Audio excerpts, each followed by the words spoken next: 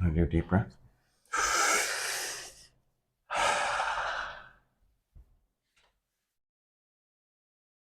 Been about a week since we posted the last episode, right?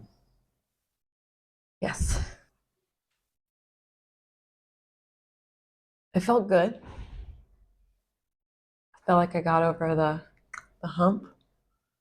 It's like and that's why I wanted to do this. This whole thing was my idea. This whole podcast, it's my idea. Because telling the truth felt so good. And telling it to more people would feel even better. I wouldn't be hiding behind my secrets. I wouldn't be hiding behind the wall. And it holds so much power over me. And when I get it out there, no one has this to hold over me. I'm telling the world. It's just a story.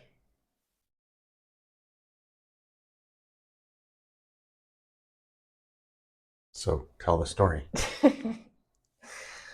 So I guess I should just go back to where I feel like it started. When we were in Orangeville, somehow an old fling of mine reached out to me.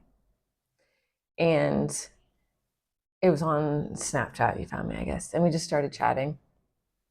No big deal. When we moved from Orangeville to Kitchener, it didn't take long. Well, we were in Kitchener and it was like, I don't know, a couple weeks or something, a month maybe.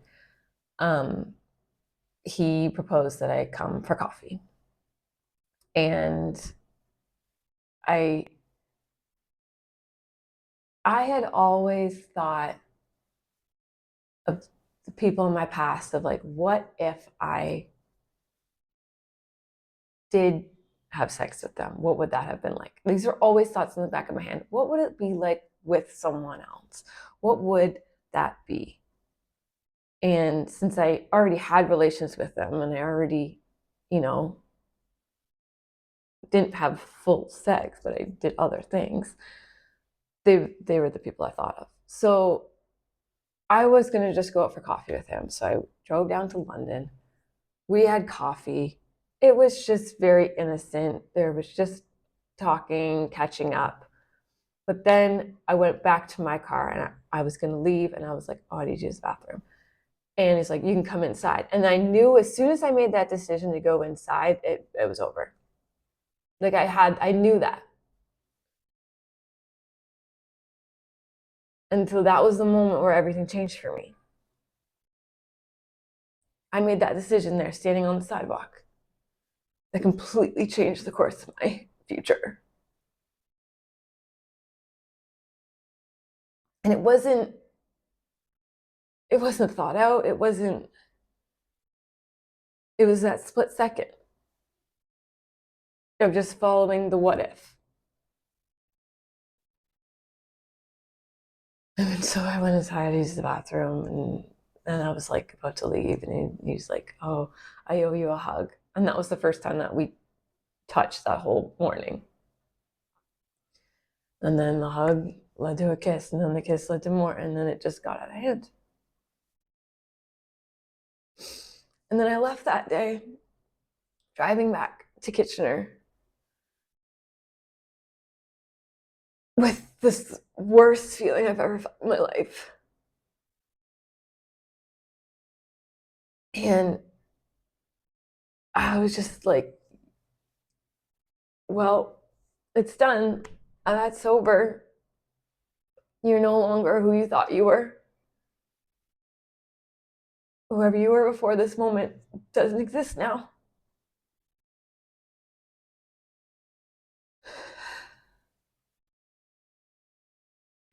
And then we kept in touch, and I think I saw him maybe like 5 times over the next like 3 years.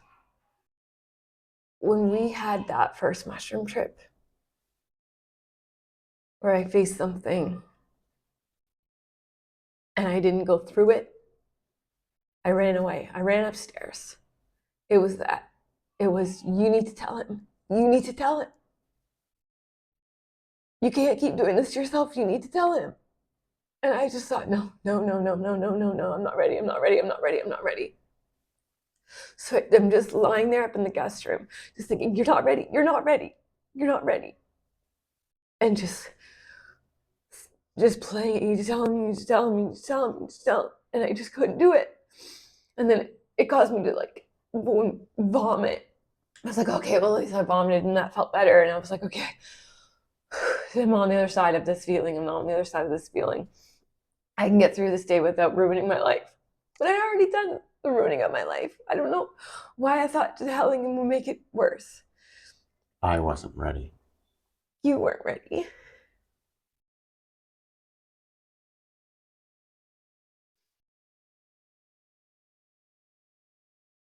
So I ran away from it and I pushed it down. And I thought, you can never do that again. You can't take mushrooms. Because that's exactly the same thing that's going to happen again. It's going to come up and you're going to need to say it. You're going to need to tell him. And I said, I can't do that. So I decided in that moment that I was never going to do mushrooms again in order to never have to talk about it. It stayed with me and it caused me to dig my heels in deeper, per se. Like I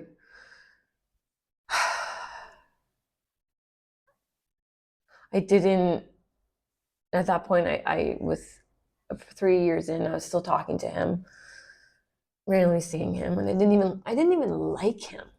He wasn't even a good person, obviously. He knew my whole story. He knew I was married. He knew, like, he just wasn't a good person to be around. Terrible ethics, and he's just a terrible human being. But I think that made me feel okay, like at least I was a little bit better him in my mind. I'm no better than him. But the game I played in my head was, you don't even like him. This means nothing. I don't know. So in 2020, when the world started to implode, I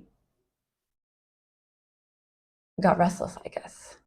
The timeline of it is really hard for me to really pinpoint, but basically online, I started at work. I joked about selling underwear with some coworkers. And prior to 2020, I'd also worked at a golf course. And I met someone there, and she was a coworker of mine, and she was talking about how there was this website that guys would pay you to go on dates with them. And I was like, haha, can a married woman do that? And she's like, I don't know. And we were just laughing about that. And then in 2020, when I was like, oh, I could sell my underwear, haha, and with another coworker at another job, I actually went home and I actually signed up to do that. And then I think I even like made a silly Kijiji ad for it. And at this point, I was just wanting attention. Looking back, I know exactly what this was. It was just me wanting attention and thinking I could get some money from idiots that want something from me. And it just started with some texting here and there with randoms. And then I was like, well, I could do that. Then, oh, what's that other website? Maybe I can start texting someone on there. And I was just constantly online finding people to text and have conversations with to make myself feel good. I was addicted to it. I was addicted to finding more and more people to just text with and see what would happen. I truly didn't think I'd ever meet up with them, but it got addictive, and then it got to a point where when you're texting with someone, the only logical next place is to meet them. So there was like a guy that he was in Guelph, so he was like 20 minutes away, and I was like, okay, well, I'll meet him. And he picked me up. I walked to like 2 blocks away, and then he picked me up from there, and then went to his house, and we had sex. He was like, here's some money, and then he drove me home. And I was like, that was easy. And it just felt like nothing to me. Like I was just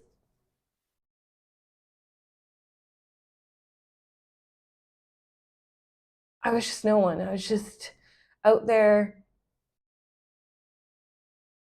Like you didn't even exist to me. And you were sleeping in, this was like in the mornings, you'd be asleep really late.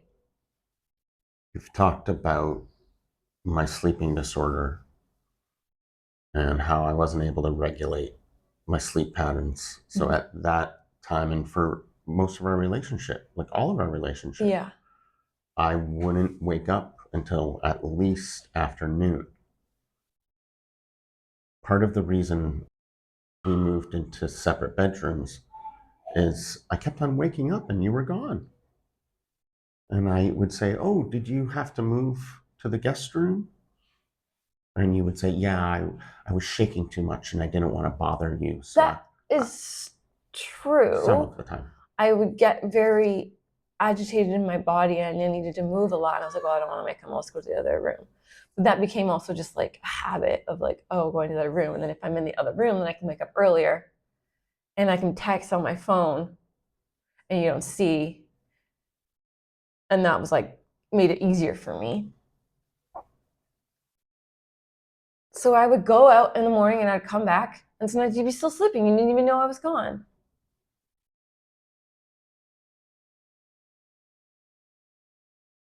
And so then I was like, well, that was easy. And then, I'm talking to another guy. So I meet up with him. And we just go and hang out in park, talk. Maybe nothing happened with that one. But then, the next one, we're in a parking lot. And it just became a thing. And then I had another guy, and then another guy, and then another guy. And then some of them, it continued with the same person. I had a relationship that I was continuing with like 2 or 3 of them. And then I'm like, this is too many. And then I was like overwhelmed. I'm like, what am I doing? I have all these, and like, my mind was like, I'm trying to categorize all these different conversations and I'm trying to, keep all the lies separate from them and from you. And it was just chaos, absolute chaos. But somehow I was holding it all together and putting on a great face at home. No, you weren't. No, you weren't. To me, I was. I was like, wow, you're doing this. I was watching you unravel. And my heart broke for you, and I knew I couldn't do anything for you. And after that mushroom trip, when you started saying, I'll never do this again, I said, well, then she's put that between her and the truth, whatever it is. And there's nothing I can do to convince her except get my shit right. Mm-hmm. So I started doing everything I could to be the best version of myself. And I learned to wake up in the morning, and I started meditating every day, and I quit drinking, and I quit smoking, and I put all of my energy into helping anybody who would accept my help in order to show them the path to full surrender to the truth. And I knew you were watching. Mm-hmm. Mm-hmm. And I knew you will either come back and say, I want to face the truth, whatever it was. So I knew I wasn't getting the truth from you. Or something would happen. But there was a confidence that I had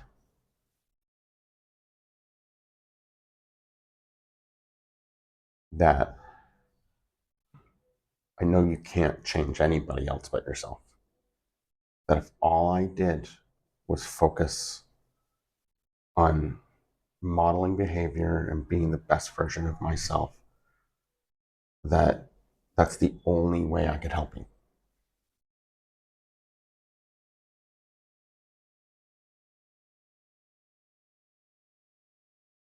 And I saw that, and it made me go crazier. It made me think, I don't have to do what he's doing. You can do your own thing.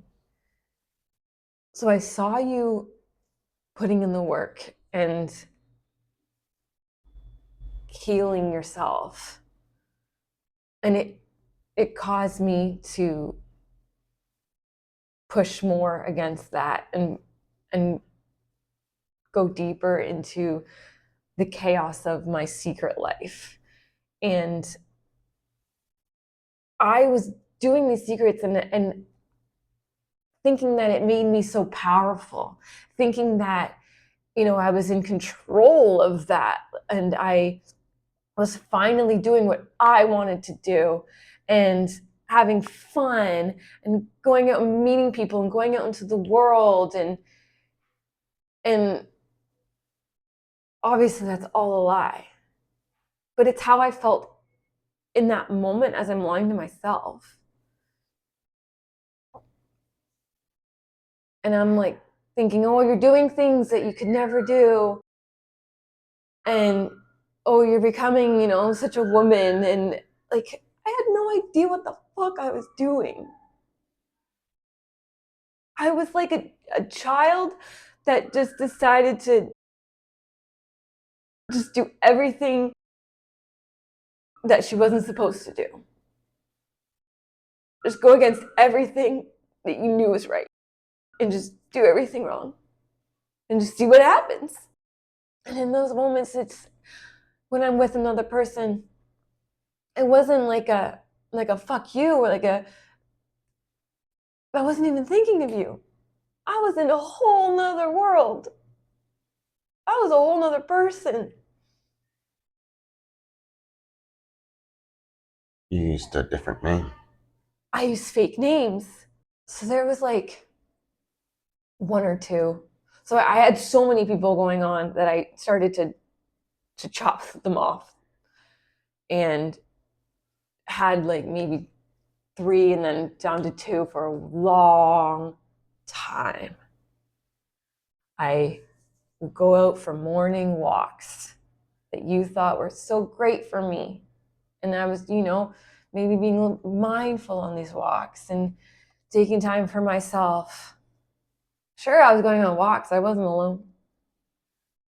I wasn't alone. And so that I would go on a morning walk with one person. And then I'd come home and maybe you'd be just getting up and doing your morning routine, or you're still, finishing up your morning routine. And then, we would have coffee or something together. And then you would go into your office and you'd start work. And then it's like, okay, well, I'm not working at this time. It's COVID. The restaurants are closed. So then I'm like, okay, well, I'll go, I don't know, on the Vespa, or I'll go shopping, or just, I would find something to do. But I would go see another guy. So it was like 1 in the morning, 1 in the afternoon. Not every day, but most of the days. And that just became a routine for me. And it was, I'm lying to them about what I'm doing because they don't know about each other. I'm lying to you about either of them, but both of them. And I'm trying to keep it all straight in my head. And I'm just driving myself fucking crazy, thinking, wow, this is so fun. I have so many people that want to be with me. I have so many people that told me they love me. And they're paying for everything. They're paying for everything. And they're just saying, here, go buy something today. Go do, like, I'm like, this is amazing.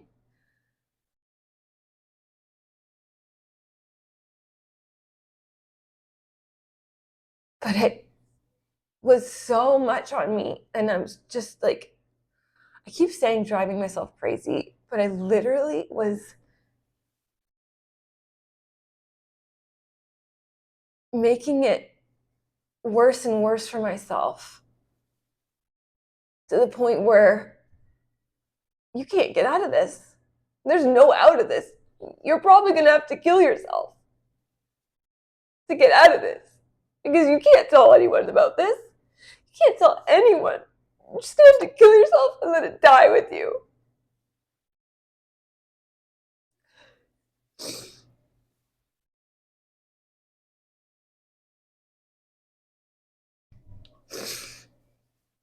And I was so ashamed of it too, though.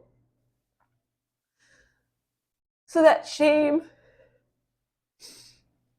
was also the side of it of you can't tell anyone because everyone will hate you. No one will think this is okay because it's not. And no one will want to be around you. So the easiest thing is to just die.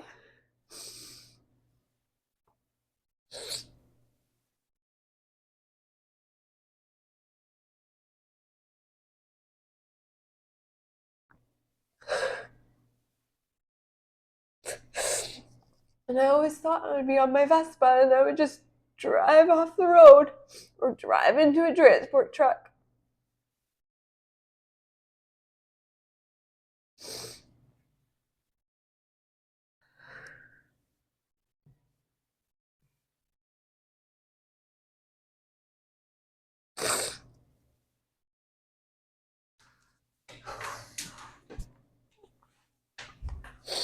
In the last episode, I mentioned I did a little experiment one day. I'd been working with people, taking them on these psychedelic healing journeys. And when you do it with enough people, you realize we're all exactly the same, that everybody has secrets that they don't want to face. And I turned it on myself and thought, I haven't gotten to a point where that's not true for me as well. And so I sat in meditation and I said, what would be the one thing in my life that I wouldn't want to face? And I thought, oh, Esther isn't who she says she is. There's something not right in our relationship. And then I thought, oh, I would hate to think that she was having an affair. And everything just clicked. And I went, yep. That's the distance between us. that's why she's saying everything's fine when it doesn't feel fine. And she has plenty of opportunity. And I considered, on a hunch, do you confront her? And I thought, nope. The reason we have to take these high doses of mushrooms in order to face our fears is you need to let go of your identity in order to face it. And this would just turn her into a defensive, like, animal cornered. And I thought, I can't have this suspicion rolling around in my brain. The best, if this is true, and I was like, I'm pretty sure that's what I'm feeling, like an intuition. The best thing is for her to be able to confess. But I couldn't be holding on to that. So I went back and I said, forget, forget, forget, forget, forget, until I forgot. And I knew that only by maintaining my mindfulness practice, being present, fully surrendering every day, that we would find our way together. Because there was another feeling that I always had, which was you and I are together at the end.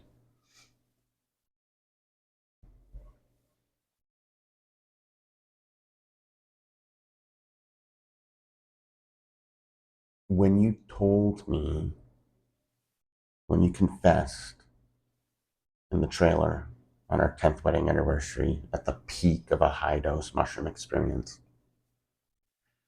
my first response was, I'm so happy for you. I'm so happy that you've been able to face this and unburden and let go. I thought, oh, that's what's been torturing you.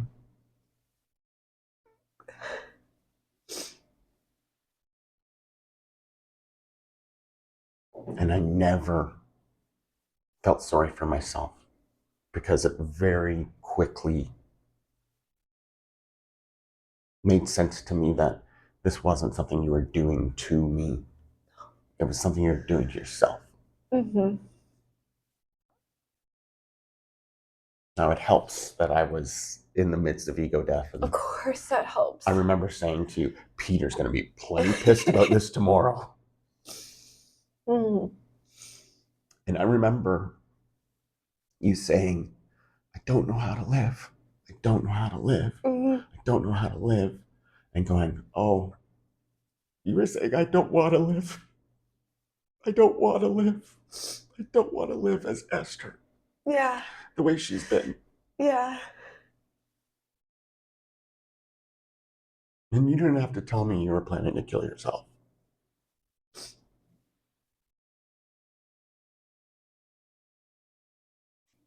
You said that you wanted to talk a little bit about your life and what brought you to a place where you felt you needed to exercise this power over men. Yeah. Growing up within the evangelical church, men hold places of power. Women have no power. And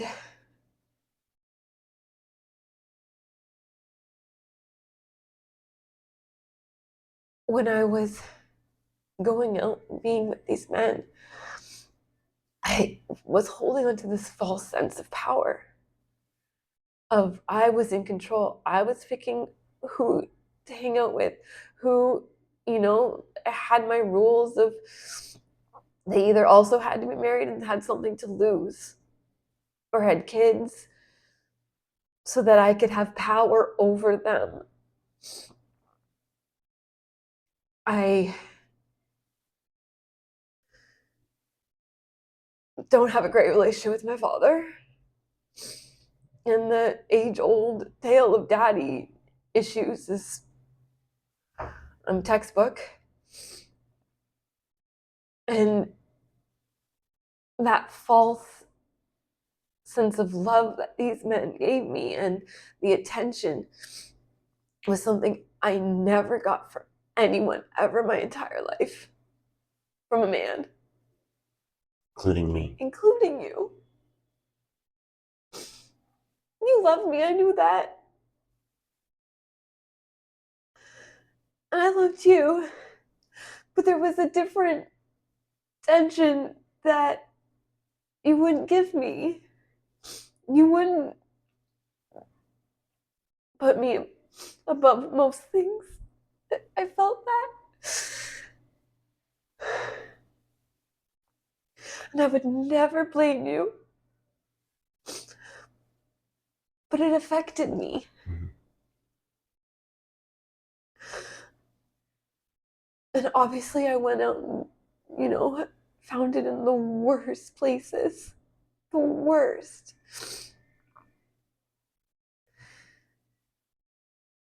But that was a reflection of me.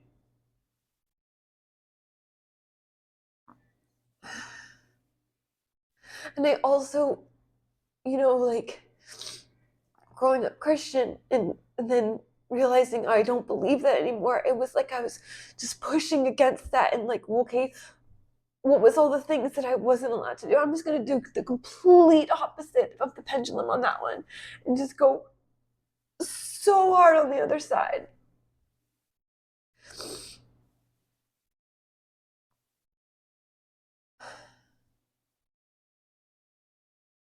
What was modeled for me as a husband and wife relationship was a lie. My mother never loved my dad and has told me so and told him before he died. She felt pressured into accepting his proposal. It was a complete shock. She wasn't expecting this guy to propose to her. She was living in his house with his family as a boarder, a billet. And when she was proposed to after a long day of work, she was caught off guard and said yes with full intention to break it off. And then she got pregnant. And I think there was pressure behind that as well.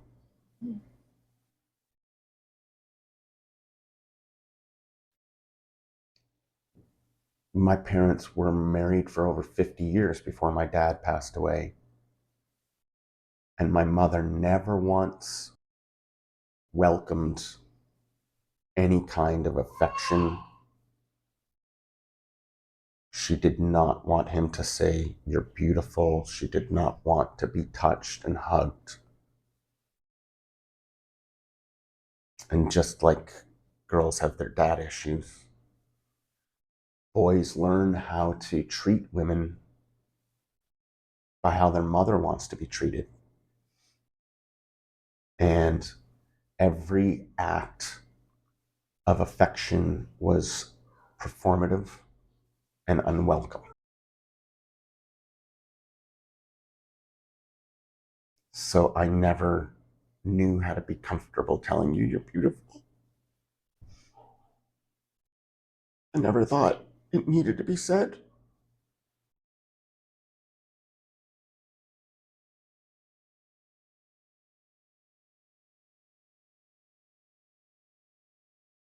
I'm so sorry.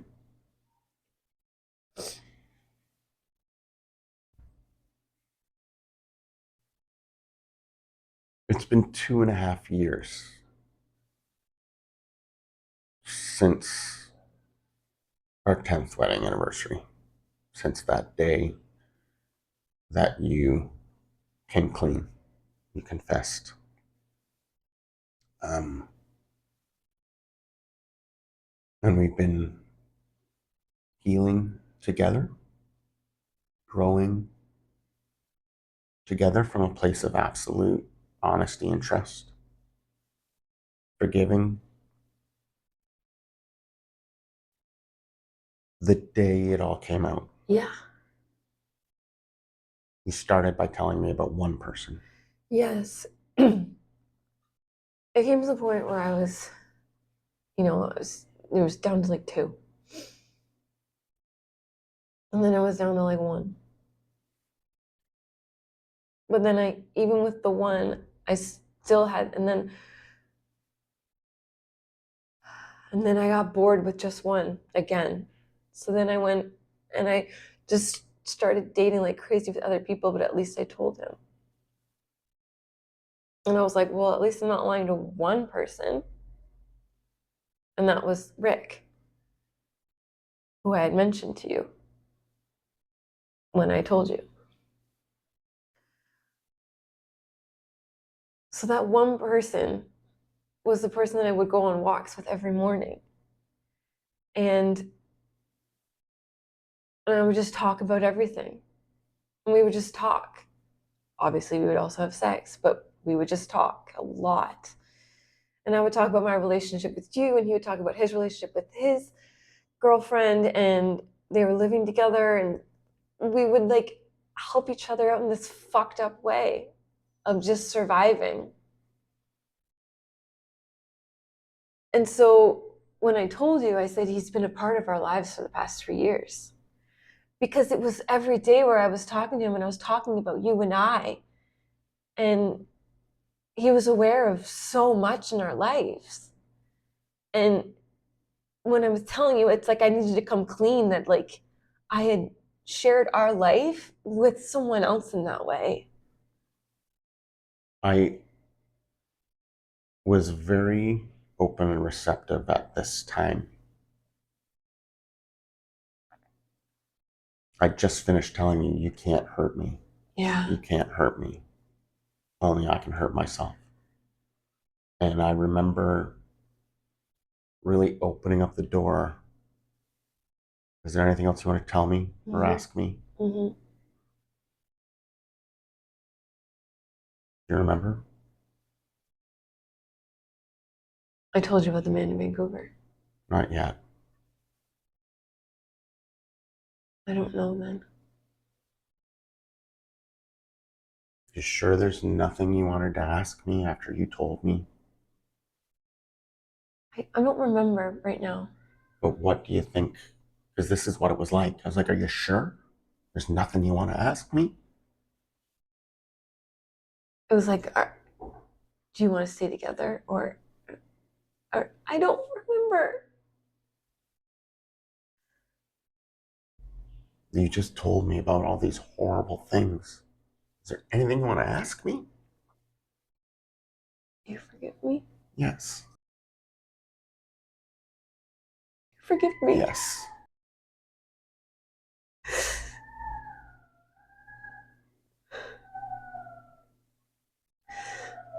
The whole time I didn't want to tell you because I knew that would be the end in my mind. It was like, as soon as I tell him, we're done. Because who in the right mind would want to stay with me after I tell you that? So when you forgave me, I was like, there's hope for us? I didn't know what that would look like. But it made me realize that we may think we know the future. We never can predict the future. We don't know how other people are going to react. Not in a million years would I think you would react that way.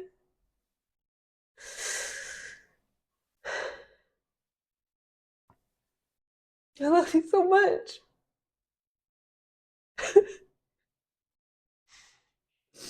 I love you.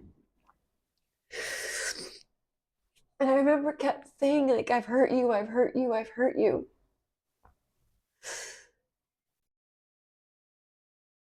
Because that's what I was putting words to, me hurting myself. Mhm.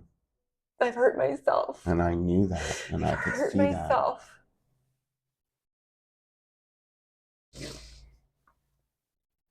wasn't me who wouldn't forgive you. It was you. I couldn't forgive myself. Right. And it took me a long time to forgive myself. There's another thing you asked me. Is teach me how to live. Yeah.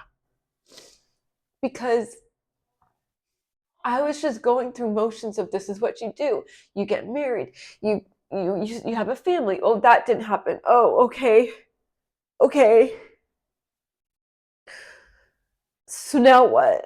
Okay, well, we get a house. Okay, great. We got my dream house. Oh, I'm still not happy. Okay, well, how about you go and you do that thing in the back of your mind of you go and you have sex with someone and see what that's like because you don't know what that's like and you always wanted to know. And so you go do that and then that leads to more and more and more and more. And you just think you want more and you get addicted to it and you get addicted to the high of, the moments and then the lows and then it just becomes this terrible spiral of needing more and more. And then when I did the trip, I realized more doesn't exist. It doesn't exist. Happiness comes from being present and having everything you need in this present moment. I'm alive, I'm breathing. I have everything I need. The lilies of the field. Yeah.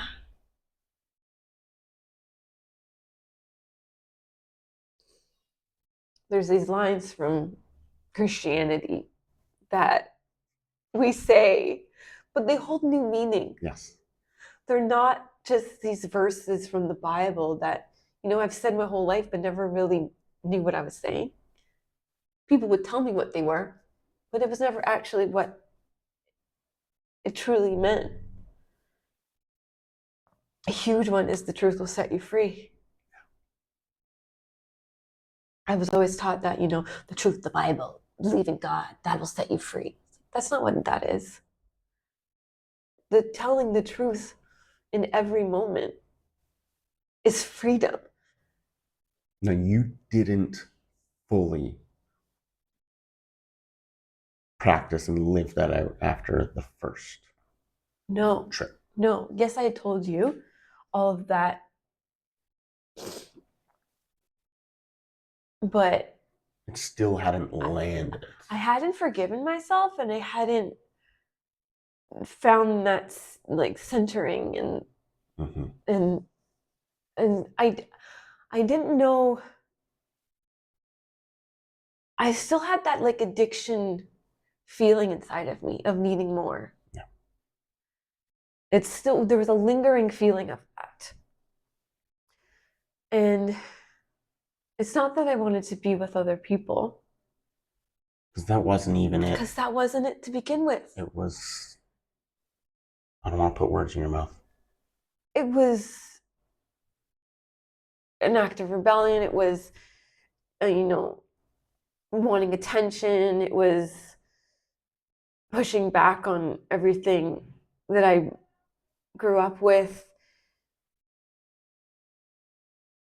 After you confessed, after you asked for forgiveness, after you said, teach me how to live, I knew that this was an addiction for you. Yeah. And I had faced addiction myself. I had understood addiction is something you identify with.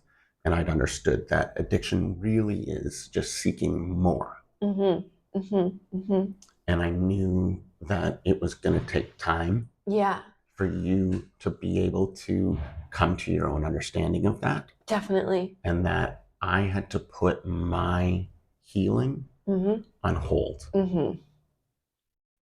Yes.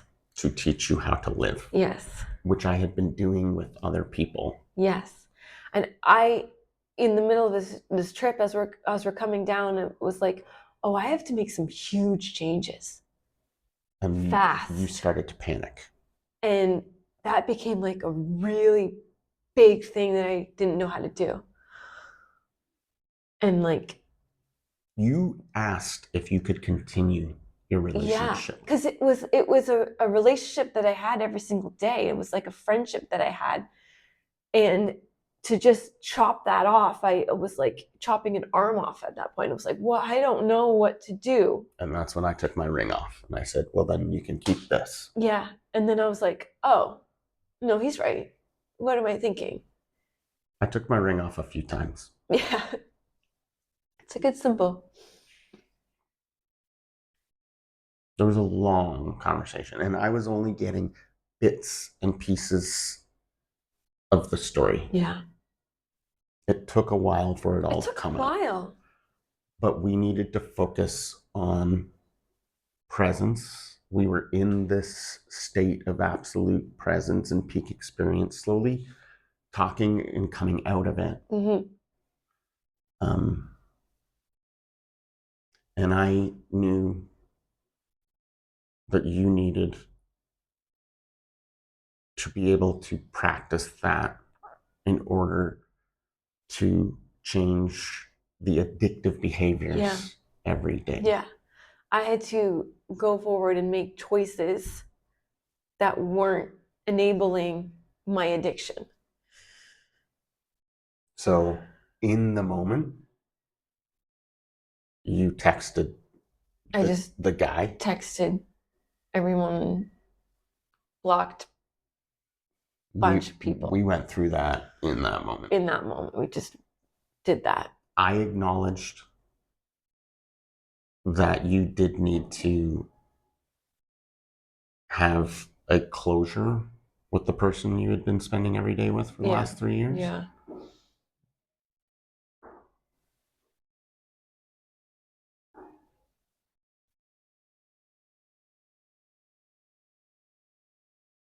I acknowledged it's going to be really difficult for me. Mm-hmm. Mm-hmm. And it was. Mm-hmm.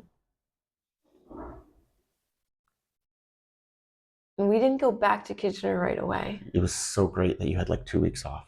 Yeah. We took time. The next day we woke up, we meditated together. Mm-hmm. And we've done that every day since. Yeah. That we've been together. Yeah. And the next day, I fucked you. Like in a way I never had. Mm-hmm.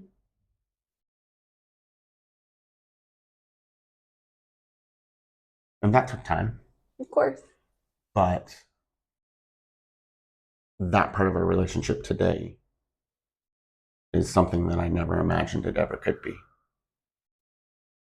That's for me, like, I was searching for something that I had all along. I didn't need anything more. I had to figure out what the addiction was very quickly. Mm-hmm.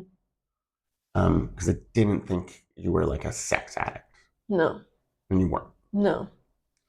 The addiction was power over others. Mm-hmm. Vanity. Vanity, power,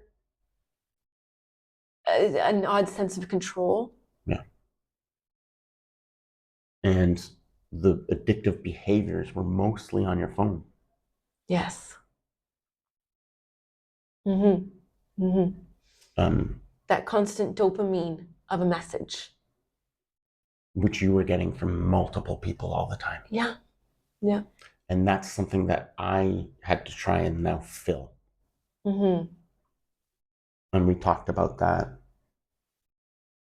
And I had to learn how to kind of speak that love language to you, to send you messages. Mm-hmm. And you, like, we wouldn't have affectionate texting. No. I remember it was like practice. We had to practice it, right? Mm-hmm. It was awkward and different. And yeah. I remember you were sending like kiss emojis. Yeah. And I was like, have you ever sent that to anybody else? Yeah. And you're like, yep. And I'm like, then don't send it to me. Mm-hmm. So we started using. So we had to find new ways the otter to emoji. show our love. Yeah. Because otters hold each other's hands when they sleep. So we come down from that trip. We sleep together. Mm-hmm. We wake up the next day. We meditate together. We had somebody actually come out to the trailer to do a low dose mushroom experience. Yeah. Which was kind of surprising and shocking. Mm-hmm. But there was someone we never would have imagined who was like, I want to know more about this thing you're doing. Can I come out and do some with you? Obviously, because I just had an experience, I couldn't do it with them, but I babysat them, I sat with them. And then we went to that rave, that dance. Yes. The one that we were supposed to go to that The got week canceled. before. And you got to wear the outfit that you made. Yeah. And we danced together. And I had this new sense of freedom in connection with you. And I was getting used to, that was one of the greatest nights of my life and one of the most difficult. Yeah. Because here you were, the most beautiful woman in this little rave outfit you made for yourself. Yeah. And I'm seeing all these men looking at you. And knowing she loves that. She loves that attention. She's addicted to that attention. And you and I just looked at each other and stayed connected. And I connected to you and you connected to me. And we danced for hours just at the edge of Lake Ontario. And I was getting comfortable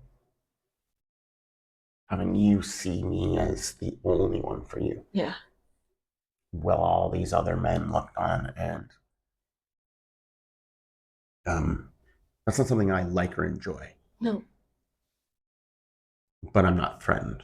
Mm-hmm. And just like you needed the text messages and the affection and telling you you're beautiful, you'd never given me an honest account. I remember one time before it all came out saying to you, thanks for staying with me through my fat phase. And like, thanks for staying with me the way I am. And you said, you don't realize how vain I am. I'm with you because you're a handsome man. And when we had that conversation where you said, I'm not sure if I'm sexually attracted to you anymore, or if I ever have been. Mm-hmm. Can you explain that? In that moment, I was so confused because I had all these other types of relationships that I thought, oh, well, maybe that's what that's like. I was being manipulated in so many of these relationships. In all of them, I was just being manipulated and used. This, like, they're all complete manipulative narcissists. And telling me that that's what love and passion is. And then I come home and I'm like, but this is different. It's like maybe I'm not attracted to him.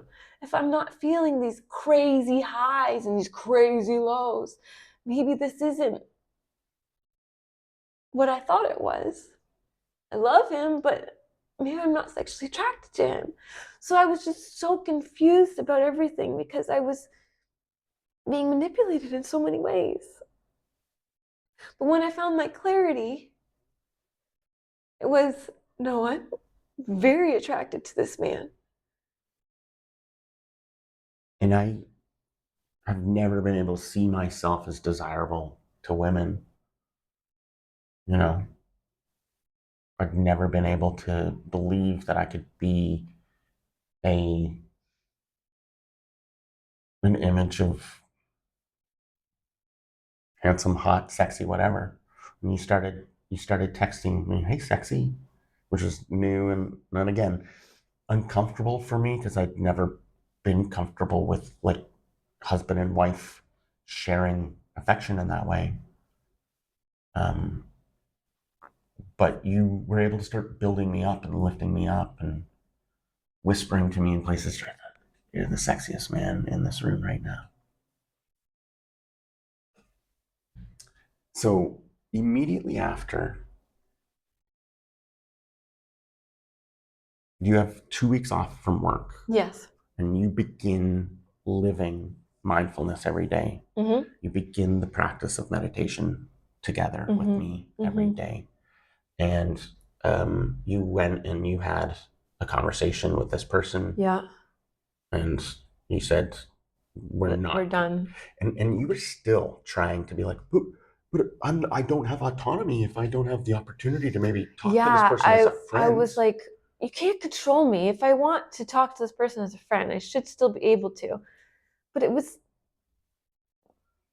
me just not ready to let things go. Just I was holding on to something. So you went back to work for the first 5-day pairing. Mm-hmm. And we prepared for this like a junkie going back to hang out with their drug dealer friends. Yeah. Right? It's like, oh, if you're addicted to heroin and then you go and spend 5 days alone with a little baggie and a spoon next to your bed, Yeah. that's dangerous. Yeah. Right? And it was your phone. Because yeah, when I'm on layovers, it's just me alone with my phone. You expressed to me you used to, the dopamine hit was landing, connecting, and seeing messages from all these men. Yeah. So I was following every one of your flights and sending you messages, and like you thought this was weird, but like if you landed in Saskatoon, I was like, I love you in Saskatoon. I love you in Edmonton. I love you in Calgary. You had that piece of work, and I had a guest come out to Tulip Town. Mm-hmm. So I was hosting somebody out in Tulip Town, and I remember being out in the bean field saying, because you were on this thing of like, what if in 6 months I just want to reach out to that guy, you know, as he's a human being and someone I had a relationship. What if I just want to like have coffee with them? And I said, have you stopped for a minute to think about how that would make me feel? Mm-hmm. And you stopped being defensive and you went, oh. And then later that day, the guest and I in Tulip Town watched a movie, I think it's called Renfield. It's about Dracula. Okay. Nicolas Cage plays Dracula, and the story is really about his familiar, the human who does all the human things for him and feeds him and takes care of him. And this guy goes to a support group for people who are in relationships with narcissists. And I'm watching this going, oh, right. One thing I've learned in guiding people to this all-knowing moment during the mushroom trip is not everybody gets there the first time. And the people who don't get there the first time are narcissists. They can't let go of the identity of themselves that they've decided they want to be or believe to be true. Yeah. And that most of the struggle and frustration in their life comes from trying to convince other people that they are who they think they are, not how they behave. And I would always say, yeah, everybody, like nobody's different. Everybody can get to this moment of absolute clarity and understand I am one with the universe, right? Except narcissists. And I would say, yeah, Esther kind of got there, but then said she would never do it again. I guess you're different than all the narcissists, right? This was the thing I never wanted to face, that my wife was actually a huge, vain narcissist, and not just a little bit. Textbook, secret life narcissist. Yeah. And I was driving this guest back to wherever she was moving on to. And she went in to use the bathroom at a rest stop. And you and I were on the phone while you were on that pairing. Yeah. And I said, I watched this movie last night. It was all about a narcissistic support group. And I realized you're the biggest narcissist I've ever met in my life. And when you told me that, it was like, what? Like, I had never, ever considered that. I had seen narcissism in other people. I knew what that was, but I'm like, that's not me. You said, That's then really hard to hear you say. But you didn't push back. No, I And heard it, and then I thought about it, and I thought, well, and then I came to the conclusion, he's absolutely right. I think I said, just Google typical narcissist Yeah. behaviors. And the first thing that comes up is a lot of them have a secret life. Yeah. And it was like, answer this questionnaire I did, and I was like, okay, this is absolutely what's happening. I'm a narcissist. Do you think you would have been able to fully forgive yourself and heal if you never accepted that? No, I had to accept that. I had to accept it to heal from it. You can't grow from something that you don't accept. Like,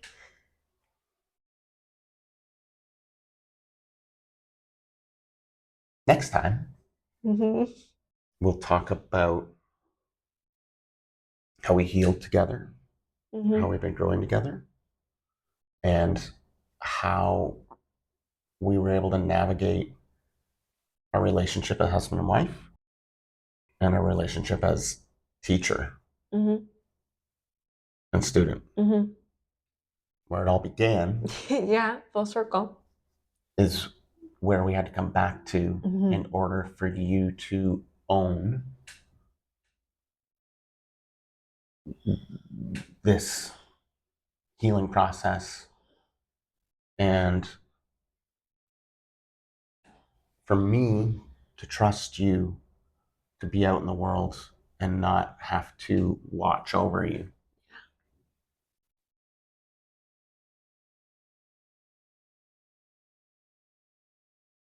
How was that? So hard. How do you feel? Good. Such a relief.